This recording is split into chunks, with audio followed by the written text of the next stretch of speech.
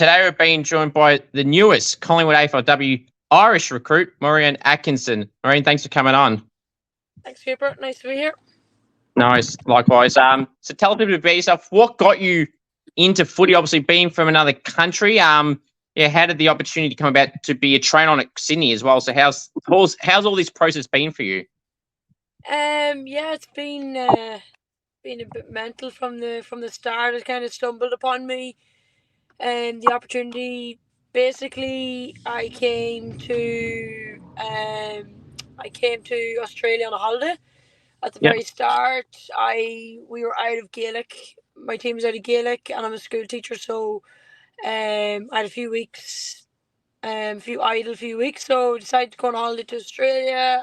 I'd mates over here, and then when I got over here, some of those mates were playing AFL. So when I met up with them, they suggested, would you give the AFL a go, and told me a little bit about it and give me an insight into what it was like from a player's point of view. And definitely was really appealing, just the way they got treated, and like getting paid to play sport. Obviously it's kind of a dream from when you're a young child. So I was asked in to Collingwood and to St Kilda and to Geelong to have a kickabout with all those clubs, and then Sydney, and decided to stay on with Sydney as a train-on at the end of August and not go home from the holiday, basically. Just the opportunity was put in front of me, and I was just like, probably this is my chance to give it a go. I was 26, so if I didn't give it a go then, I probably never would have. So Scotty Garn's the coach up there, and he was a really good guy and really helpful when I was in Sydney, and I got on well up there. And then obviously Collingwood then approached me to sign me as a rookie, and I grabbed that with both hands whenever the opportunity came about. So that's pretty much it in a nutshell. That's good. So obviously, what experience do you get from having the train on with Sydney more often compared to what you can bring to Collingwood now? Obviously, you had that experience to mingle around with some players already in the competition. What benefits do you get from that now that you can kind of pass on to playing at Collingwood and you're now officially a player? Yeah, well, like I was at Sydney for about 6 or 7 weeks, I suppose, and it just gave me. I was straight into training with their first team.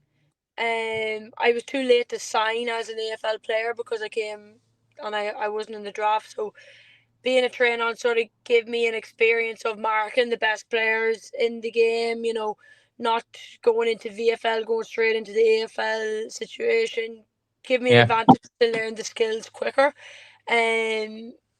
So I'm not alien going into the setup, I suppose. I have that 6-7 weeks experience going into Collingwood, and it gave me an insight into high performance and the life that they live as AFLW players. And I suppose what it could bring to Collingwood from that experience is just knowing how players are treated as train-ons, and it sort of shows me the side of when you're looking in from the outside and not being inside and looking out. So I've got that perspective on things, and I think that's a little bit of an advantage to go in sort of as the apprentice. And now I haven't gotten my apprenticeship. I'm now an AFLW player, so it gave me a nice insight into both sides of it. So just one more on the Sydney side of things. So is it true? I was hearing that, as you mentioned before too, about you didn't pass the time to be picked up. Was it true that Sydney wanted to select you, but they couldn't through the rules? At the start, yeah. So they did look into it, and the AFL said it was too late. Like the competition was starting the following week, so I can understand why it was too late. But to be honest, I think it was a bit of a blessing in disguise at the time. I suppose I was slightly disappointed that I couldn't just get straight into the competition.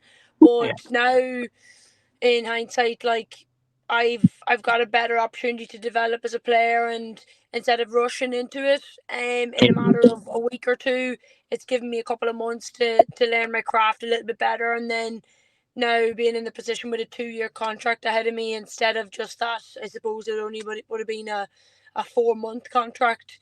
and then Sydney would have had to rethink, and I would have been going in playing catch up from the very beginning, missing out in the first few opening rounds and stuff like that. So it all worked out, I think, for the best. Although the initial disappointment, I think the path has fairly worked out really well, fortunately for myself. Very true. I mean, like you said, yeah, now you get a 2-year deal fresh out of Collingwood. Now, obviously, with stories public already, but I thought I'd bring it up again, is obviously you're going to the airport thinking you're going to be catching an Uber and, getting a train on spot with, or training on with Collingwood, getting the medical and everything. And then you get greeted by 2 fellow Irish girls as well, Aishling, Sheridan and Sarah Rowe. How cool was that? And then with the club there as well. Yeah, I honestly, because people were messaging me after saying, "Oh, you surely knew that you were going to get signed." I genuinely didn't. Like they told me that they was coming down to a medical. I don't know the protocol for these things. I just was doing what I was told, and They obviously had messaged me saying, "Oh, could you get an Uber from the airport?" Again, didn't think twice about it at all. And I was literally head in the phone. You can see in the video, my head was in the phone coming out. I was literally booking the Uber, and then I could hear them say "Muireann" and whatever, and then I seen the 2 girls. But I know the 2 girls from uni, Aishling and Sarah, and whenever I seen them, and then I was like, "What's happening?" Whenever they came over and hugged me, the penny still didn't drop, to be honest. And then they're like, "You're signing, like you're signing." So, I was delighted, shocked and delighted, and then went back to the club, did the medical that I was supposed to do, passed the medical, and was delighted to sign the contract that day to get over the line. That's good. So how beneficial is it not only joining Collingwood, but also joining, as you mentioned, 2 girls there that are fellow Irish girls as well? How much more comfortable are you now going into a club that you know some players already? Oh yeah, it's a massive help, just because coming from Ireland, and I'm sure most of the Irish girls have experienced this. There's definitely a difference, not a whole pile, but a difference in the Irish culture and the Australian culture, and having 2 girls that just you nearly know what they're thinking, or the sense of humor is the exact same. The way we approach things will be very, very similar. And although I feel, since I've been in Collingwood, since I've signed, I felt really, really welcomed by everybody. Like it's such a nice feeling. It's such a nice atmosphere within the club, and maybe it has, that process is accelerated because of the 2 girls that I know. I know that I can lean on them if I need anything, and they know me very well. They know what makes me click. I know what makes them click. So I'm looking forward to playing alongside them, as well as that, and getting back playing beside them, because we would have played quite well together. Would have had a nice chemistry on the pitch, and hopefully we can see that happen with Collingwood as well. Sure. I mean, how beneficial is it just as a whole for the competition? Seeing the Irish girls are taking over. Obviously, there's many floating around each team. You've got Neve Martin at the Brews. You've got Erica O'Shea. You've got Ola Lally. There's so many girls that are playing that are Irish girls as well. How cool is it to see the competition is growing internationally as well, and having a bunch of other Irish girls in the competition as well? And there's plenty more that I haven't even mentioned. Yeah, sure. I think there's 33. Is there 30? Around 33. Yeah, it's unbelievable. Like, and to say there's a similarity between a lot of the Irish girls, how they play, how they kick the ball, their approach to the game. I think it's basically the biggest thing that we may bring to it is just taking the game on, and playing the game at instinct, and making sure that that we've played like that's the nature of Gaelic, so it comes naturally. We don't need to think about it. So maybe it adds a different dimension to the game, and every team probably nearly has, maybe a couple don't, but every team nearly has an Irish girl in it at this stage, and it's becoming a bit of a trend. It's great to see. For sure, I agree, absolutely. What would you say some of your strengths that you can bring to the Pies as a footballer, from your Gaelic experience as well? Yeah, probably just taking the game on from a competitive point of view, and just going for it and try and get that aggressive intensity, and hopefully it catches on and gives a good energy to the team. You know, basically, as I'm just learning the game and, you know, trying to understand and develop a better footy IQ and game sense, I suppose just hunting the ball down as much as possible, and you know, as I'm learning to kick the ball and stuff like that, it's just bringing that forward aggression to them, hopefully, and hopefully it impacts them in a positive way. Sure. Now, obviously, you mentioned too before, not only training a little bit with Sydney, but also with Collingwood, Geelong, and St Kilda. How was the very first session at whatever club was first? When you had the first session at Kick a Footy, how did you go on that first day? It actually, the first session was with Collingwood, and it was a lot more intense than I expected. We were in like the indoor arena at the time with the coach at the time, Steve, and yeah, he put me through my paces and just showing the skills. Like, I came up all right from it. The hand pass and the kicking was pretty good, and the marking. It was more the ground balls and things like that. You know, the unexpectedness of where the ball's going to go. Definitely, that sort of caught me off guard. But yeah, it was. I had nothing to lose, to be honest. Like, I felt like I had a bit of a go. Like, at the minute, I still do. Being, you know, I've never played the sport before, so I'd always have a beginner's mindset to it at the very beginning, and feel like I'm on a bit of a golden ticket at the minute because, you know, I've never played the game before, so I'm playing without fear. There's no expectation. It's just whatever I make of it, and putting my best foot forward and giving my best go. But I didn't feel any pressure really then, because I was a beginner. Like, nobody expected much, so it's just whatever came from it, and I did okay in it, and they wanted me back from that. So yeah. That's good. What are some goals you set for yourself this year? Obviously, you obviously got 2 years, but I remember I had Neve Martin on from the Roots, who obviously just mentioned Irish as well, and I'd interviewed her literally a week before she made her debut, and at that time she didn't feel like she was going to get picked, and she'd only been, like yourself, at that stage for her was within 2 months of being signed up by North, similar position to you. So what the goals do you have? Because it can quickly turn around just like that, and you could be in round 1, 2, 3, etc., and it'll go well from there. Yeah, the goal would obviously be to make a real go at it, and you know, impact the team defensively, impact the team with that aggressive mindset and competitiveness, and just hunting down the ball, and then attacking. My goal would be to increase the flow of ball going forward, and just, you know, playing that off the shoulder style, which comes naturally to Gaelic players. So I'm simplifying it real down to one defensive goal and one attacking goal, and anytime I approach training, that's what's in the back of my head. So definitely, you know, in the month of February that we're in now, I'm focusing on like micro goals, just improving my skills and improving my game sense and footy IQ. I'm not even thinking to August time at the minute, to be honest, in terms of picking and all that. I'm just trying to put myself in the best position possible until that time comes around. Yeah, that's very fair. Now, have you had the opportunity, obviously, being at Collingwood and being in the area at the moment, have you had a chance outside of Sarah and Aishling to meet any of the other girls throughout this period since you've been officially signed? Yeah, I've met nearly all the girls. You know, doing a bit of training with them, and stuff like that. Gotten to know Kalinda Howard really well, as she's come from the Suns. Yep. And she's fairly fond of the Irish girls. She had never met any Irish before.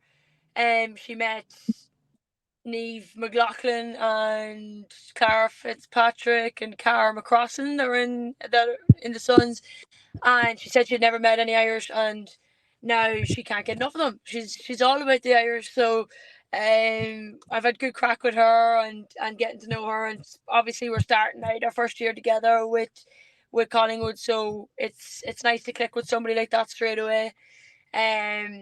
Every time I see her, she's wearing green. I think she just wants to get a bit of Irish blood into her or something.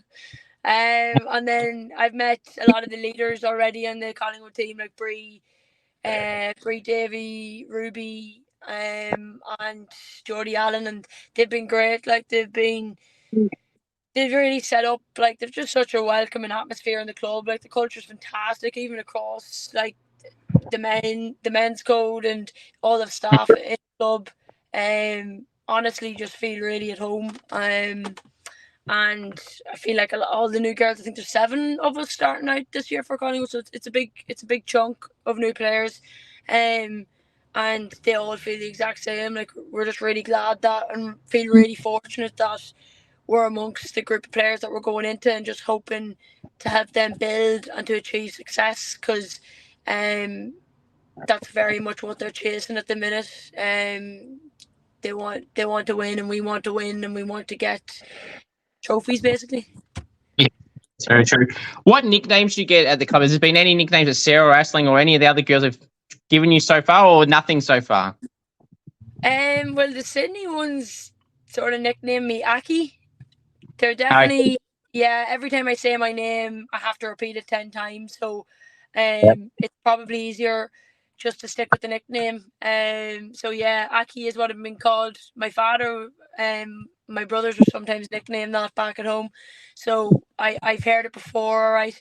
Yeah, Muireann is definitely a bit alien of a name to a lot of Australians. So I think I'm going to be called Aki for the foreseeable once I'm overseas. Fair enough, Aki. What would you say some of your most prized possessions? What are some couple of things or 3 things that you can't live without? Can't live without. That's an interesting one now. Yes. Probably, obviously, can't live without my phone. Correct. Like everyone's like that. Yes, that's right. In this day and age, my phone. My car. Yes. These are very standard ones. Nothing's going to really shock you here. My phone, my car, and I'm fond of a Netflix show, so I'm going to say my Netflix account. Very good. That's a different one, but that's a good one. Yeah. Who do you feel is the player at Collingwood that you feel that loves? I think I know this answer, but I'm going to ask anyway. Who loves the limelight, the attention, the camera at the Pies while you've been there, and they can't get enough of it? Because there's a certain Sarah that gets mentioned a few times in this. Yeah, sure. I have to say Sarah, but like anywhere there's a camera, Sarah will not be no more than 10 foot away from it. So, gonna go with Sarah. Yeah.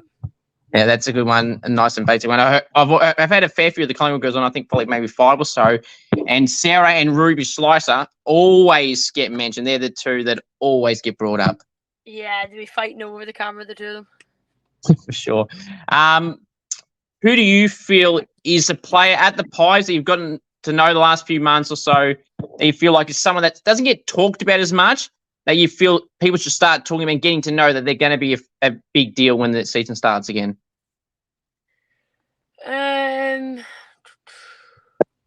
That's a tough one for me now, to be honest, because I'm only really getting to know them. Yes. Trying to think of somebody who has been out with injury. Charlotte Taylor probably only got 1 game last year. The same with Ruby, only got 1 game last year. So and they're all I am seeing them is in like performance wise and stuff like that, and athleticism and what I've seen before, that they could definitely bring something big into the 2024 season. They'll definitely be hungry to get back on the table and prove a point after only getting the opportunity to play 1 game last year through injury. So I'd say a true hunger that they'll definitely be looking to stake a claim in 2024. Obviously, you got a new coach in Sam Ryder. Have you had a chance to speak to Sam, and what do you feel like he's going to try and bring this year? Obviously, as a side missing out in finals last year. Yeah, I have. Yeah, me and Sam sat down, and he's really, really approachable, calm, assured coach, and I think that he's definitely. I can't speak from what Steve has done, but yeah, we're already impressed, and immediately everyone's bought into what he's about, and he's very much on the same page as the players. So yeah, I'm excited to see him implement his ideas, and I'm sure the girls and everybody will be right behind him. So definitely looking forward to seeing more and getting chatting more to the coach. Yeah. That's good. Mark or goal of the year? Which one would you rather do and why? Say that again. Sorry. Mark or goal of the year? Which one would you rather do? Would you rather kick the best goal of the year or Mark? Goal. Yeah. Any particular reason? Nah, no particular reason. I just think a goal could win you a game, basically. So I'll go with the goal. Very good choice. What's something someone does either at the club or just in general that you can't stand that just really annoys you? Is there anything that leaving rubbish around, yelling, anything in particular that jumps to mind, scaring people?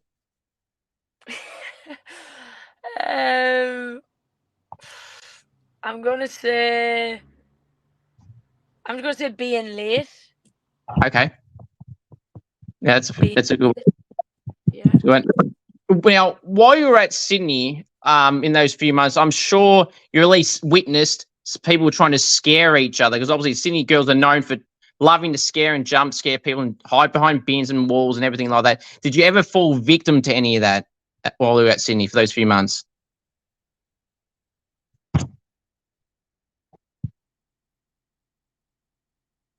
All right.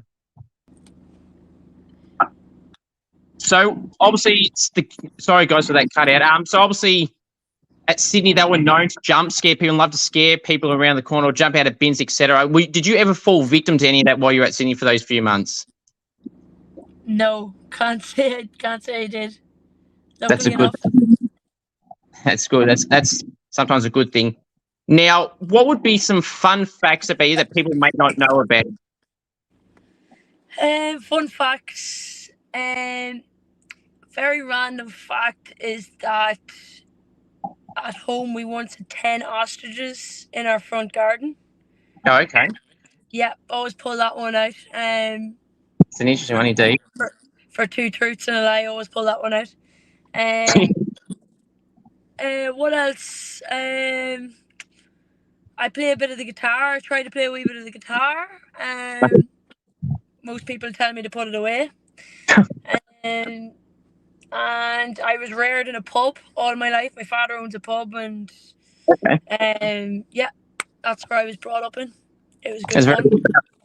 That's very good and impressive. Now with the guitar, now obviously you say that people tell you to put it away. Shouldn't that be more motivation to not put it away and keep it? Oh yeah, I don't listen to them. They tell me to put it away, but I don't listen to them. Good. I would be the same. If they're telling you to get rid of it, that means you just play it up more now and get them more annoyed. Yes. And maybe they might turn and maybe they might realize after time, yeah, I was wrong. But we'll see. Yeah. Now, it's a question I like asking people, but it's going to be very interesting considering obviously being from Ireland. So what is your favourite food? Favourite food would be gonna go with, I like beef tacos. Yeah, good answer. Homemade beef tacos. I like Mexican food. So do I. That's a great answer. I love that choice.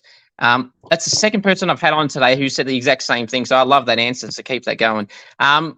What would be your best dish to cook? Have you got any go-to foods you would cook, or just the basic stuff? I make a good shepherd's pie. Not bad. Yeah. Does everyone else that has it, or is it just you that have it? Does other people enjoy it? Do they critique it nicely, or? No, yeah, they think it's good. Yeah, I think it's good. I've cooked. Yeah. Well, that's the way you don't want the other answer. No. Foods you don't like. Foods I don't like. There's few and little, to be honest. Don't like olives. Hate olives. And I don't like smoked salmon. Just 2 things: smoked salmon and olives. Not a fan. Don't like olives, and I don't like fish. That salmon as well. So that's a good choice. Yeah, obviously you're learning the game at the moment, but how would you feel in front of the goals? How would you feel having a set shot for goal or on the run or something from the boundary? How confident would you be? At the minute, not unconfident. I'd definitely give it a go. If somebody said give it a go, I'd give it a go. I wouldn't hand it to somebody else. I've just got one thing left for you, so pressure coming on. A quiz. Now, I know you're new to the team, but I'll give you a bit of advice. This is an easier version than what I give some other people. So what it'll be 3 current Collingwood AFLW players. So how it'll work is I'll give you 2 clues. Then you think based off those clues who it is. If you get it wrong, I'll give you 1 more clue, and then you'll have to get at that one. How do you feel? There's 3 of them, and they're all current Collingwood AFLW players. How do you reckon you'd go? Well, we'll give it a go. Let's go. All right. Question number 1. So this player signed a 2-year deal, and they had 26 years of age. Muireann Atkinson? Me? Boom, you got it. I always try tricking people about the question about themselves. They're actually, fun fact too, people are actually more likely to stumble the question about themselves than what they do. I'm glad you nailed that one on yourself. One of the first people recently to actually nail it straight away without me giving another clue, so that's good. All right, question 2.